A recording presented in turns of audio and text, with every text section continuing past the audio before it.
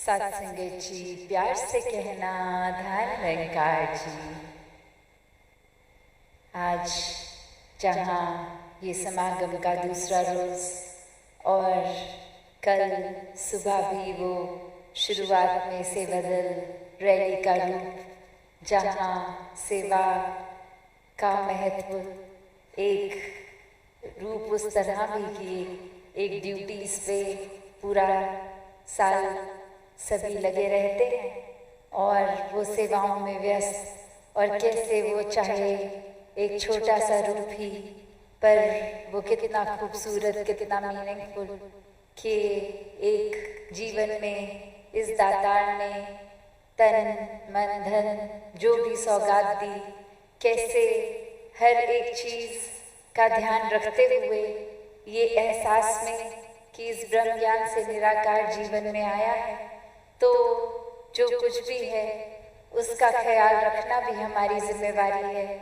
जिस तरह ये शरीर को भी स्वस्थ रखना है, एक अपने मन को भी पॉजिटिवली रखना है, और ये आर्थिक रूप, ये धन दौलत, घर, ये जो भी कारोबार कामकाज है उसमें भी कैसे फिर ये जिम्मेवारी बनती है कि एक एक जो भी रूप है उस माया का, उसको पॉजिटिवली लगाएं, सेवा में भी लगाएं। तो जिन्होंने तो सदुपयोग किया इस जीवन में, एक मोड़ डाल लिया, वो तो परमात्मा से फिर जुड़ के इस निराकार में हर पल रहकर ये जीवन को वाकई ही वो साल्वेशन, ये मुक्ति मोक्ष, ये जीते जी ही प्राप्त कर लेते हैं। और फिर चाहे जब मर्जी ये दातार प्राण ले भी ले, तो जो उसी अवस्था में जी रहे हैं इस परमात्मा में ब्रह्मलीन होके, तो शरीर का साथ छूटने के बाद भी इसी में ही ब्रह्मलीन ही रहते हैं। तो बात वही जो संतों ने हमेशा समझाई, आज भी संदेश हमने ये सुने कि इस जीवन को जी कर ही एक सही तरीके से जीना है। इस दातार, इस परमात्मा ये मन में बसाकर इसको ही हर समय इसके एहसास में रहकर हर कार्य निभाना है। अपने सोच को, विचारों को भी कैसे एक सही दिशा में रखना है, वरना तो इंसान एक मिनट नहीं लगाता किसी के बारे में कोई भी जजमेंट पास करने में कि ये इंसान ठीक नहीं है, ये मुझे पसंद नहीं है। और वहीं एक कहानी में भी ऐसे ही बात कि कैसे एक इंसान चाहता है कि वो संसार में सबसे खूबसूरत, सबसे नायाब एक ऐसे चेहरे का स्केच बनाए जो बहुत ही रूहानियत का, एक जो रूहानियत मासूमियत से भरा ये चेहरा हो, और उसको उस आर्टिस्ट की इच्छा स्केच करने की, और बहुत वर्ष खोजने के बाद एक बहुत ही प्यारा सा चेहरा उसके हिसाब से, जो बहुत दैव्यता ये रखता है, वो इनोसेंस झलक रही है उस चेहरे में, और उस बच्चे को बोलता है कि ये आपका चेहरे का स्केच मैं बनाना चाहता हूँ। और अब कुछ वर्ष बीत गए, वही आर्टिस्ट के दिमाग में आता है कि इतना जो चेहरा एक मैं बना चुका हूँ, जो लगभग मेरे हिसाब से एक परमात्मा के चेहरे जैसा ही इतना प्यारा, और अब मैं बनाऊंगा एक ऐसा चेहरा जो बहुत ही शैतान के करीब का, इतनी ही उसमें एक ईवल, एक बहुत ही बुराई चेहरे से ही छलक रही हो। और अब वो इंसान सोचता है कि ऐसा चेहरा तो जो हैवान का रूप जी रहा हो कोई, उसी का होगा। और कैसे वो दिमाग में आता है कि ये जो गलत काम करते हैं, हैवान होते हैं, वो तो जेल में ही मिलेंगे। तो मैं दुनिया भर की जेलों में कोशिश करता हूँ कि मुझे मिले ऐसा चेहरा जिसको मैं स्केच कर पाऊँ फिर। और अब ऐसे ही वो कुछ जेलों में जाने के बाद जब एक जेल में आता है, और वहाँ वो हैरान हो जाता है कि जो बच्चा इतने साल पहले वो मासूमियत से चेहरा भरा, वही वैसा ही कोई प्यारा चेहरा उसी इंसान का नजर आ जाता है जेल में। और वो हैरानगी की बात कि यहाँ तो मैं बहुत ही एक दीवान, एक ऐसे चेहरे को ढूंढने आया, और यहाँ तो ये चेहरा देखने में बहुत ही एक ठंडक महसूस हो रही है। तो बात वही कि एक दिमाग में कुछ विचार धारणाएं हम ऐसी बना लेते हैं कि ऐसी चीज तो इस जगह पे ही होगी, ऐसी चीज तो यही है, अगर किसी का चेहरा अच्छा है तो वो एक नेक इंसान की तरह ही होगा। पर बात वही कि ये शक्ल आकार वो तो जैसा है सो है। बात वही है कि हम कर्मों में कहाँ खड़े हैं, हमारी सोच कैसी है। यहाँ भी जैसे इस इंसान ने एक सोच लिया कि एक शक्ल जिसकी बुरी है वो बुरे काम ही करेगा तो वो जेल में मिलेगा, पर वहाँ तो उसको सुंदर शक्लें भी मिल रही हैं। तो बात वही, हम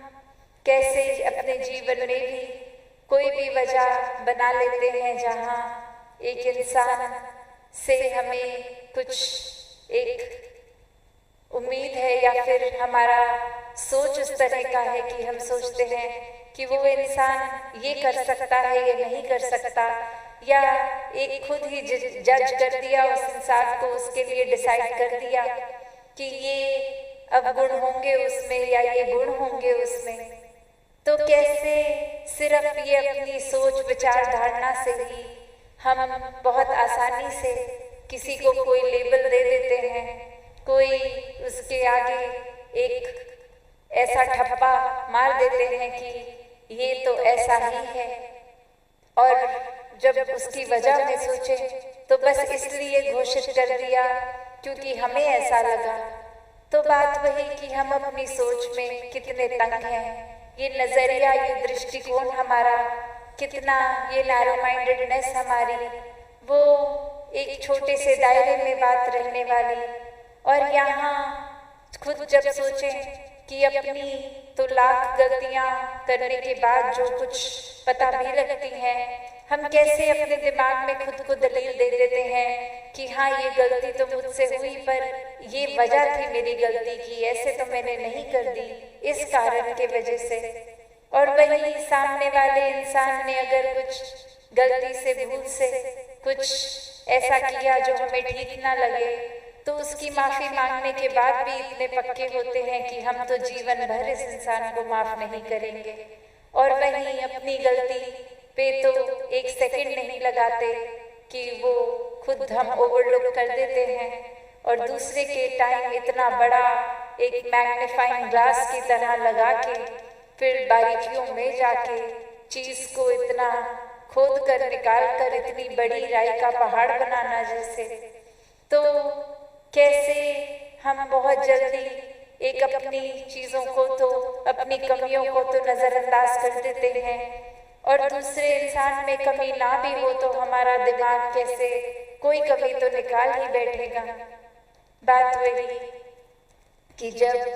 ये निराकार परमात्मा ने सोच दी है तो उसको पॉजिटिव ही रखें, मन में इमोशंस, भाव आने की क्षमता रखी है, तो कैसे हर एक के प्रति प्रीत, प्यार, सत्कार, आदर, विनम्रता,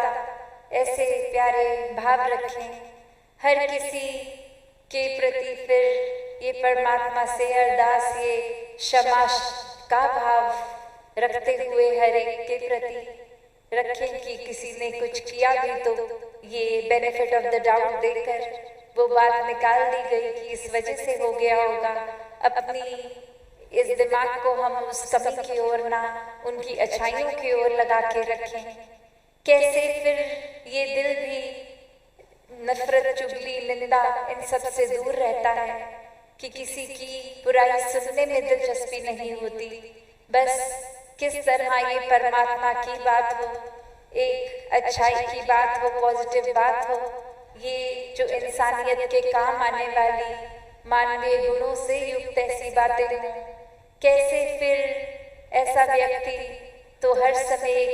खुद भी जहाँ बहुत ही नेक पॉजिटिव बनता रहेगा, वहीं वो पॉजिटिविटी भी बिखेरेगा, एक अच्छाई, शीतलता, ठंडक, ऐसा माहौल अपने आसपास उसके बनता जाता है,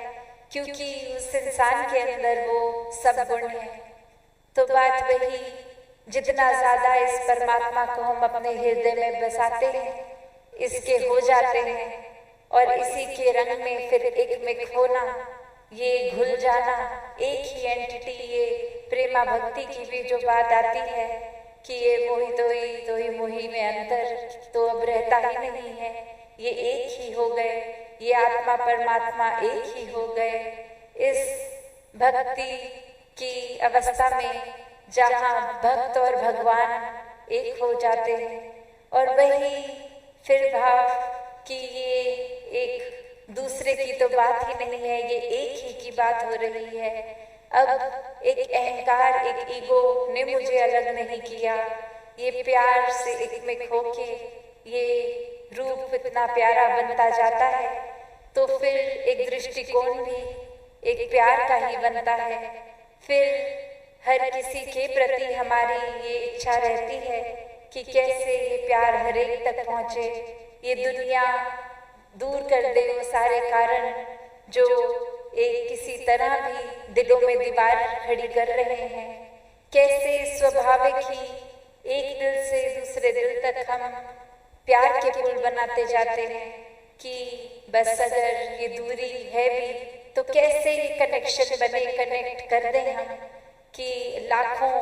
एक कारण होंगे जो भिन्न भिन्न रहेंगे हमारे, हमें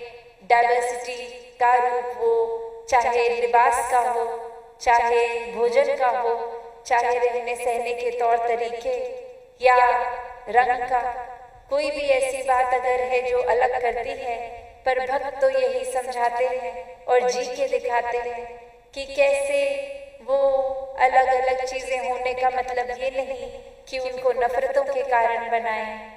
कैसे वो अलग दिखने वाली हर चीज की अपनी अलग तरह की ही खूबसूरती होगी, वो प्यार से एक्सेप्ट की जाए, वो अप्रिशिएट की जाए, उसको एक बहुत ही स्वीकारते हुए दिल से, सिर्फ कोई मजबूरी की तरह नहीं कि एक हम छोटी उदाहरण ही देख लें कि हम ट्रेन में, बस में इत्यादि अगर बैठे हैं और साथ ही कोई ऐसा इंसान जो हमारे विचार धारणा से एक कंफर्ट लेवल हम आराम नहीं फील कर पा रहे हैं उनसे, तो कारण यही होगा कि वो शायद दूसरे जगह के होंगे, भाषा और होगी, कल्चर और होगा। तो ये फर्क भी मन ही बनाता है, क्योंकि परमात्मा ने तो बस इंसान ही बनाए हैं और मन ने कैसे विभाजित रूप और कारण ढूंढ लिए बनाने के। तो जहाँ ये जीवन बहुत ही प्यार से जिया जा सकता है, बिना जजमेंट्स के जिया जा सकता है, वहाँ एक खुद ही हम अपनी चेतनता को इस्तेमाल करें और इस ब्रह्म ज्ञान द्वारा ये निराकार क्या एहसास जब हर पल में होगा, तो भक्त तो कभी भी ऐसी कोई सोच रखेगा ही नहीं किसी के प्रति, ना अपने प्रति भी कोई नेगेटिव भाव आएंगे। तो हर किसी का जहाँ बहुत ही स्वाभाविक एक रूप है, जैसे अक्सर सत्संग में भी वो उदाहरण सुनते हैं कि एक बीज पूरे का पूरा वृक्ष बनने के काबिल है और वो पोटेंशियल इतना, जहाँ वो फल भी होंगे, फूल भी होंगे, पत्ते भी होंगे, लकड़ भी होगी, रूट्स भी होंगे, और वहीं वो एक छोटा सा बीज अगर कहे कि मैं तो इस मिट्टी में लीन नहीं होऊंगा, तो फिर वो पॉसिबिलिटी बिल्कुल बचेगी नहीं, वो कहाँ से पेड़ अपनी पूरे एक असली रूप का ये उस तरह से बीज बन पाएगा। और उसी तरह अगर हम ये सोचें कि हम अहंकार, नफरत, निंदा सब जीवन में रखेंगे, पर हम बहुत ही दैवीय हो जाएं, हम प्रभु प्रेमी भी हो जाएं, तो बात वही कि ऐसा होना तो संभव है नहीं। एक मयान में तो दो तलवारें नहीं हो सकती, या निराकार को मन में बसा सकते हैं या अहंकार को। तो क्या है हमारा चुनाव, किस तरह का जीवन रखना चाहेंगे? एक मिट्टी में जैसे उस बीज ने अपना अस्तित्व खो दिया, ऐसे ही अगर इस निराकार में हम अपनी पहचान खोते हुए फिर एक मन में ऐसे भाव भी नहीं आएंगे कि आसपास के लोग हमारी सराहना करें, तारीफ करें, दुनिया में वाह वाह हो हमारी। नहीं, फिर बस दासों के दास हैं ऐसा भाव हो, और हर किसी की काबिलियत पे फिर बहुत अच्छा लगता है कि ये अचीवमेंट्स हर एक को मिल रही हैं। एक नफरत नहीं जन्मती कि हमने तो ये अचीव नहीं किया, दूसरे को कैसे ये उपलब्धि मिल गई। नहीं, ये मन हर एक की खुशी में खुश रहकर खुश है। तो ऐसे ही भाव भक्तों के होते हैं, ऐसा ही जीवन भक्त जीते हैं, और हर एक में वो क्षमता है कि जब जीवन मिला है मनुष्य रूप में तो ये मुक्ति के हकदार भी हैं। तो वो क्राइटेरिया सिर्फ यही कि कैसे अपने मन को एक सरेंडर करके इस परमात्मा को प्राप्त करके हर पल इसके एहसास में जीकर वाकई ही भक्ति को करते जाएं। अपने सारे काम काज रिस्पॉन्सिबिलिटीज भी बहुत सहजता में ही फिर निभा लेता है भक्त।